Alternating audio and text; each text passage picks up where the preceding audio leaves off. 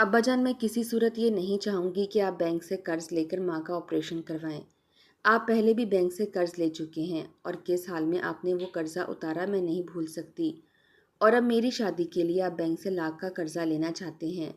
ये बात ठीक नहीं है, ये मुझसे बर्दाश्त नहीं होगा।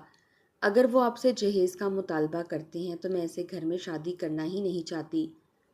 मास्टर साहब ने जब ये सुना तो अपनी बेटी माहीन से कहा कि बेटी, काश तुम मुझे अपनी जगह पर रख कर देखती। तब तुम्हें महसूस होता और इस बात का एहसास होता कि वालिदैन अपनी औलाद के लिए कितने फ़िक्रमंद होते हैं। बेशक दूल्हे की माँ ने जो मुतालबा किया है वो मेरे लिहाज से वो ठीक नहीं, लेकिन मेरे लिहाज से लड़का बहुत अच्छा है। ऐसा रिश्ता बार बार नहीं मिलने वाला। इस पर इसने बाप से कहा कि अब्बा जान, मैं तो इस लड़के के बारे में जानती तक नहीं जिसके साथ आप मेरा रिश्ता तय करने जा रहे हैं। इस पर मास्टर साहब मुस्कुराए और कहा, बेटी, क्या तुम्हें अपने बाप पर यकीन नहीं? मुझ पर भरोसा रखो। मैं कभी अपनी बेटी का बुरा नहीं सोचता। आमिर के बारे में मैंने मुख्तलिफ ज़राए से मालूम किया है।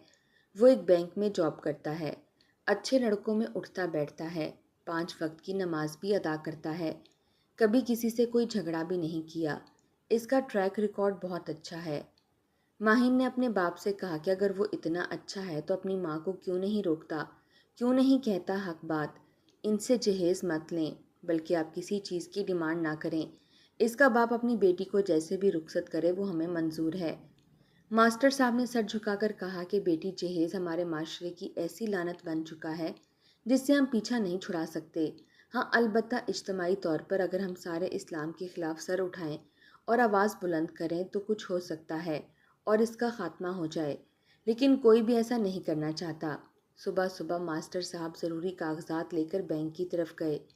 इसे रिटायर हुए 2 साल का अरसा हो चुका था। जो भी पेंशन इसे मिली थी इसमें मकान की तामीर और बीवी की बीमारी पर पेंशन ख़त्म हो गई। बीमारी इतनी ज़्यादा थी कि पेंशन के अलावा इसे बैंक से भी 5 लाख का कर्जा लेना पड़ा था। मगर ये सारा किस्मत का खेल है। इतने सारे खर्च के बावजूद इसकी बीवी ठीक ना हो पाई और ज़िंदा ना बची। मास्टर साहब अपनी बीवी से बेहद मोहब्बत करते थे। वो 2 साल के अरसे में काफ़ी बदल चुके थे। पहले तो वो मुख्तलिफ दोस्तों की महफिल में जाया करते थे। इंसान बड़े अच्छे थे, खुश इखलाक थे, जो खुद भी खुश रहते और बाकियों को भी खुश रखते। पूरा मोहल्ला मास्टर साहब से बेहद प्यार करता था।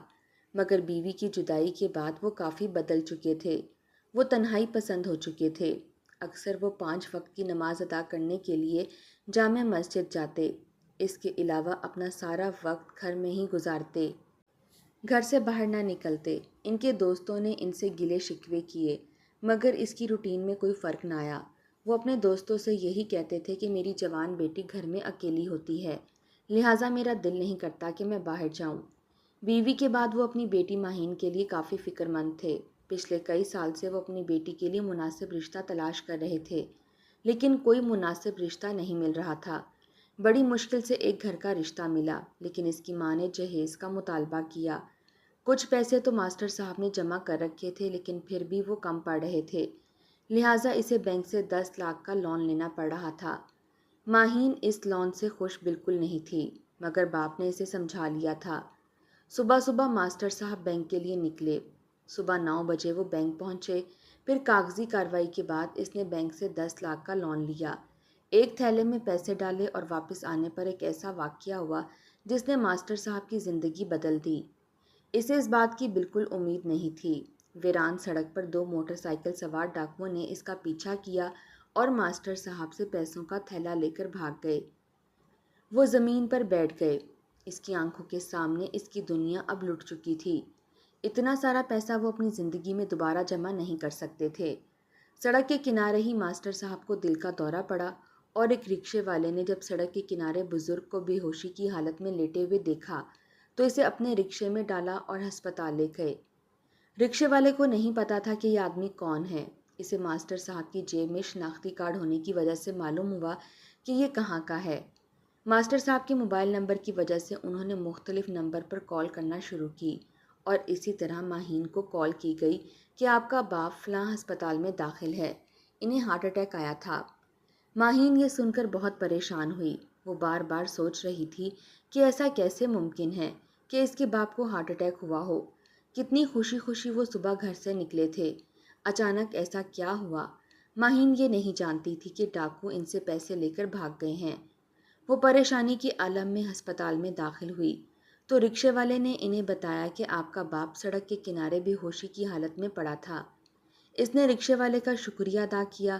پھر اس کے بعد ڈاکٹر نے ماہین کو بتایا کہ کچھ دن آپ کے والد ادھر ہسپتال میں ہی رہیں گے۔ یہ ہماری مجبوری ہے، یہ کریٹیکل کنڈیشن میں ہے۔ ماہین اپنے والد کے لیے بہت پریشان تھی، وہ اکیلی تھی۔ دوسری طرف جن دو ڈاکوؤں نے اس کے باپ کو لوٹا تھا اور پیسے چھین کر بھاگ گئے تھے، ان میں سے ایک کا نام کاشف تھا اور یہ اس کی زندگی کا پہلا ڈاکہ تھا۔ اس کو بھی اپنی ماں کی وجہ سے ڈاکہ ڈالنا پڑا کیونکہ اس کی ماں ہسپتال میں داخل تھی اور ڈاکٹروں نے اسے جگر کا آپریشن بتایا تھا۔ وسائل نہ ہونے کی وجہ سے وہ بہت پریشان تھا۔ اپنی ماں کی محبت میں مجبور ہو کر اس نے یہ قدم اٹھایا۔ کاشف کا باپ نشے کا عادی تھا۔ ساری زندگی نشہ کر کے ہی اس نے گزار دی تھی۔ نشہ پورا کرنے کے لیے وہ کسی بھی حد تک جا سکتا تھا۔ پہلے تو جو اس کی پراپرٹی تھی اس نے وہ فروخت کر دی، پھر اس کے بعد نشہ پورا کرنے کے لیے اس نے اپنی بیوی کے زیورات بھی فروخت کر دیے۔ اپنے باپ کی حرکات کو دیکھتے ہوئے کاشف نے پڑھائی جاری نہ رکھی، حالانکہ اس کا شوق بھی تھا۔ وہ اپنی ماں کے لیے بے حد پریشان تھا۔ اگر وہ باپ کو سمجھانے کی کوشش کرتا، اس کا باپ اسے تشدد کا نشانہ بناتا۔ ایک وقت ایسا بھی آیا جب کاشف کے باپ کو نشہ پورا کرنے کے لیے گھر کے برتن فروخت کرنا پڑے اور اس کے بعد بیوی اور بچوں کے کپڑے فروخت کر دیتا۔ ان حالات میں کاشف کی ماں سوچنے لگی کہ کیا کیا جائے، کیسے اپنے شوہر کے شر سے وہ بچے۔ وہ پریشان تھی کہ اگر یہی سلسلہ جاری رہا تو یہ مجھے یا پھر اپنے بچوں کو بھی فروخت کر دے گا۔ اور ہوا بھی ایسا۔ ایک جواری نے اسے بہت ساری رقم دینے کا وعدہ کیا اور ساتھ ہی شرط رکھی کہ فلاں جگہ پر اپنی بیوی کو لے کر آ جانا۔ نشے کی حالت میں وہ اپنے رشتے ناطے سب بھول چکا تھا۔ وہ بے چینی کے عالم میں گھر میں داخل ہوا اور اپنی بیوی سے کہنے لگا کہ تیار ہو جاؤ، میرے ایک دوست کی شادی ہے اور ہم نے اس شادی میں شرکت کرنی ہے۔ یہ سن کر کاشف کی ماں حیران ہوئی اور اس نے صاف صاف انکار کیا کہ میں کسی صورت آپ کے ساتھ نہیں جا سکتی۔ میرے جو بھی کپڑے تھے وہ تو آپ نے فروخت کر دیے اور محلے والوں اور سب کی نظروں میں مجھے ننگا کر دیا۔ اب میں کسی صورت تمہارے ساتھ نہیں جاؤں گی۔ یہ سن کر اسے غصہ آیا۔ اس نے بیوی کو تشدد کا نشانہ بنایا اور کہا کہ میرے ساتھ چلو ورنہ میں تجھے ادھر ہی مار ڈالوں گا، مگر اس کے باوجود کاشف کی ماں نے اس کے ساتھ جانے سے انکار کر دیا۔ میاں بیوی میں لڑائی ہونے لگی تو پڑوسی دیواروں سے جھانکنے لگے کہ آخر معاملہ کیا ہے، شور کیوں ہے۔ محلے والوں کے لیے گھر ویسے بھی ایک تماشا بن چکا تھا۔ سب یہی چاہتے تھے کہ یہ خاندان یہاں سے چلا جائے، لیکن ساتھ ساتھ وہ ان کی لڑائی جھگڑے بھی کافی حد تک انجوائے کر رہے تھے۔ ہمارے معاشرے کا ایک پہلو یہ بھی ہے کہ ہم لوگ لڑائی جھگڑے زیادہ انجوائے کرتے ہیں اور ان کو سیٹل کرنے کی کوشش بالکل بھی نہیں کرتے۔ کاشف جب گھر میں داخل ہوا تو اس نے دیکھا کہ اس کا باپ اس کی ماں کو بالوں سے پکڑ کر گھسیٹ رہا تھا۔ اپنی ماں کو اس حالت میں کیسے دیکھ سکتا تھا؟ اسے کچھ سمجھ نہیں آ رہا تھا کہ وہ اپنی ماں کی مدد کیسے کرے۔ اس نے اپنے باپ کے سامنے ہاتھ جوڑ دیے، خدایا میری ماں کو چھوڑ دو، مگر اس نے اپنے بیٹے کی ایک بھی نہیں سنی۔ اور جب کاشف اپنی ماں کو چھڑانے کی کوشش کرتا تو وہ اپنے بیٹے کو بھی مارتا۔ مجبوراً کاشف نے ایک ڈنڈا اٹھایا اور پیچھے سے اپنے باپ کے سر پر ڈنڈے سے وار کیا۔ اس کا باپ نشے کی وجہ سے پہلے ہی کمزور اور بیمار رہتا تھا اور ڈنڈا لگنے کی وجہ سے ادھر ہی وفات پا گیا۔ کاشف اور اس کی ماں ادھر ہی بیٹھ کر رونے لگے۔ وہ اپنی قسمت پر رو رہی تھی۔ وہ کسی صورت اپنے باپ کو نہیں مارنا چاہتا تھا، لیکن ماں کی وجہ سے اس نے ایسا کیا۔ رونے کی آواز سن کر محلے والے جمع ہونے لگے۔ کاشف نے انہیں حقیقت نہ بتائی، بس اتنا بتایا اور اس کے بعد اس کی طبیعت اچانک خراب ہو گئی۔ شاید آج نشہ زیادہ کیا تھا، اس لیے میرے باپ کی یہ حالت تھی۔ کاشف کی ماں کے پاس تو تدفین کے پیسے بھی نہیں تھے۔ محلے والوں نے مل کر کاشف کے باپ کی تدفین کی، مگر ان حالات میں کاشف کی ماں کی طبیعت بہت بگڑ چکی تھی۔ وہ لمحہ بھول نہ پائی جب اس کے بیٹے نے اس کے سامنے باپ کے سر پر وار کیا۔ وہ اپنے بیٹے کے چہرے کی طرف دیکھ رہی تھی۔ اس کی آنکھوں میں آنسو تھے، مگر دل پر پتھر رکھ کر اس نے اپنی ماں کی خاطر اپنے باپ کے سر پر وار کیا تھا۔ کاشف کی ماں کی طبیعت خراب تھی۔ وہ اسے ہسپتال لے گیا۔ ڈاکٹر نے اسے بتایا کہ اس کی ماں کے جگر کا آپریشن کرنا پڑے گا اور ساتھ یہ بھی بتایا کہ آپریشن کا خرچ 5 لاکھ ہے۔ یہ سن کر کاشف کے پیروں تلے سے زمین نکل گئی۔ ہسپتال میں رہنے کا خرچ، آپریشن کے بارے میں وہ بہت پریشان تھا۔ بار بار سوچ رہا تھا کہ پیسوں کا بندوبست کیسے کرے۔ وہ جانتا تھا کہ اس کے پاس کچھ نہیں، کیونکہ اس کے باپ نے تمام جمع پونجی حد تک کہ گھر کے کپڑے بھی فروخت کر دیے تھے۔ اس کی ماں کا زیور بھی نہیں تھا، ان کو بھی اس نے فروخت کر دیا تھا۔ کاشف کا ایک دوست تھا جو اسٹریٹ کرائم میں ملوث تھا۔ کاشف اس کے بارے میں اچھی طرح جانتا تھا اور اس کی بری حرکات کی وجہ سے اس نے اپنے دوست سے تعلق ختم کر لیا تھا۔ مگر اب ماں کی حالت کو دیکھتے ہوئے بڑے عرصے کے بعد اس نے اپنے دوست سے رابطہ کیا۔ ماجد نے اس سے کہا کہ خیر تو ہے، آج اتنے عرصے بعد میری یاد کیسے آئی؟ تم نے تو ہر قسم کا تعلق مجھ سے توڑ دیا تھا۔ تم نے یہ بھی کہا تھا کہ مر کر بھی مجھ سے رابطہ نہیں کرو گے، اور آج ایسی کون سی مجبوری آئی ہے؟ کاشف نے اداس لہجے میں کہا کہ وقت انسان کو کبھی کبھی ایسے حالات پر لاتا ہے، ایسے موڑ پر لے آتا ہے کہ وہ اپنے تمام وعدے بھول جاتا ہے۔ میں نے تم سے وعدہ ضرور کیا تھا کہ آئندہ تم سے رابطہ نہیں رکھوں گا اور کوئی تعلق نہیں رکھوں گا۔ تم میرے لیے مر گئے تھے، لیکن آج ماں کی وجہ سے میں مجبور ہوا تم سے رابطہ رکھنے پر۔ میری ماں ہسپتال میں داخل ہے، ڈاکٹر نے اس کا آپریشن بتایا ہے۔ میرے پاس پیسے نہیں، تمہاری ضرورت ہے۔ اگر ہو سکے تو میری مدد کرو۔ اگر تمہارے پاس پیسے ہیں تو مجھے ادھار دے دو، میں جیسے تیسے کر کے تمہارے پیسے واپس لوٹا دوں گا۔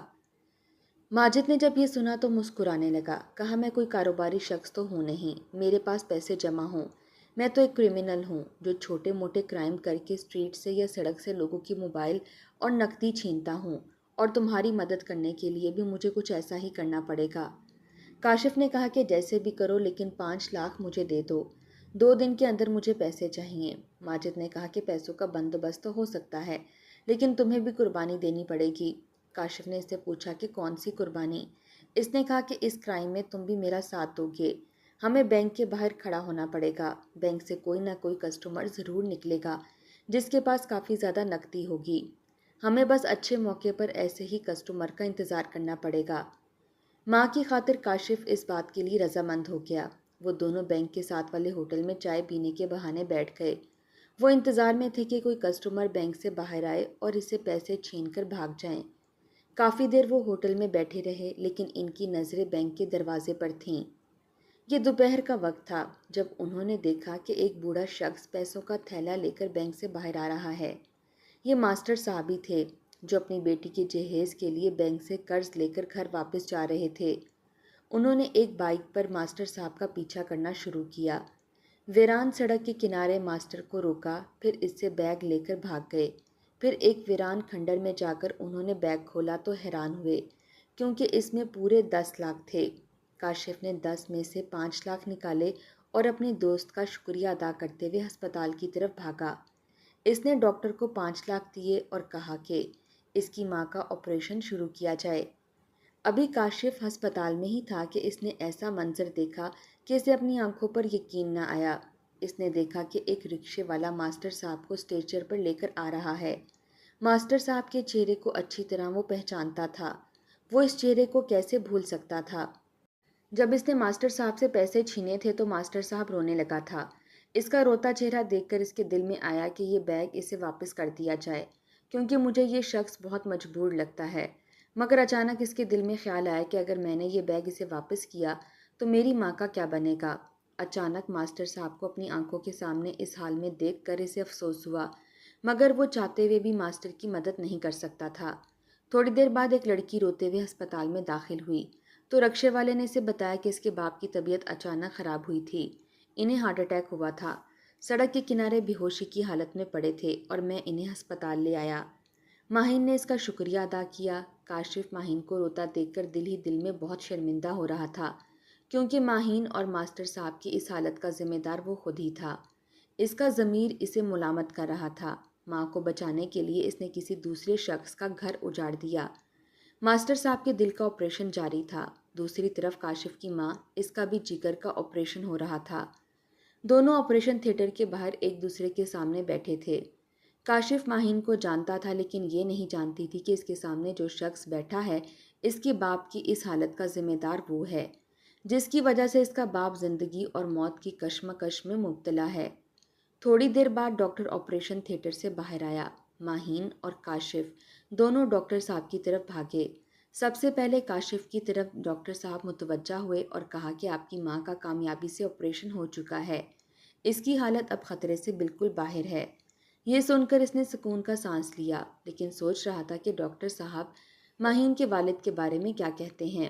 پھر ڈاکٹر نے ماہین سے کہا کہ ہم نے بہت کوشش کی لیکن آپ کے والد کو نہ بچا سکے۔ ماہین فرش پر بیٹھ گئی، وہ دھاڑے مار مار کر رونے لگی، اس کی حالت غیر ہو رہی تھی، رنگت پیلی اور بے ہوش ہونے کے قریب تھی۔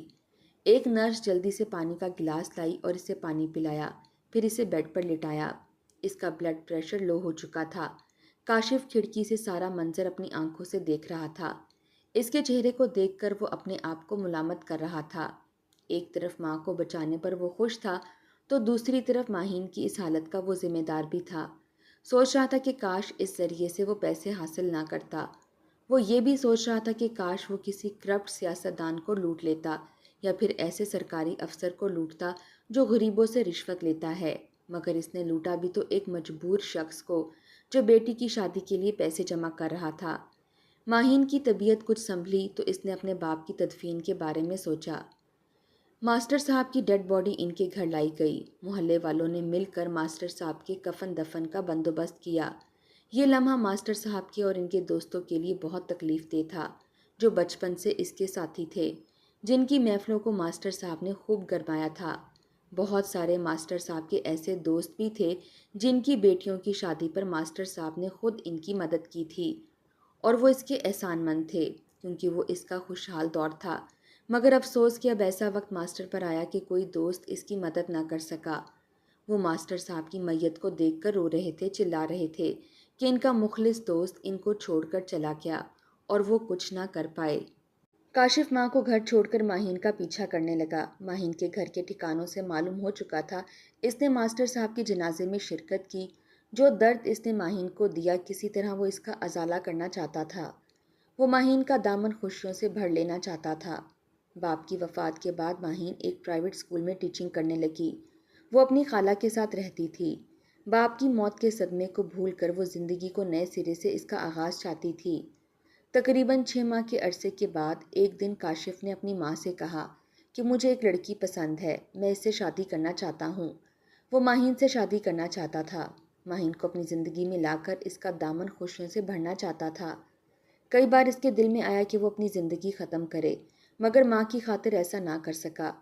کاشف کی ماں اپنے بیٹے کی خاطر ماہین کی خالہ سے ملنے گئیں اور کاشف کے لیے ماہین کو مانگ لیا۔ خالہ نے حالات کو دیکھتے ہوئے اس رشتے کے لیے ہاں کر دی۔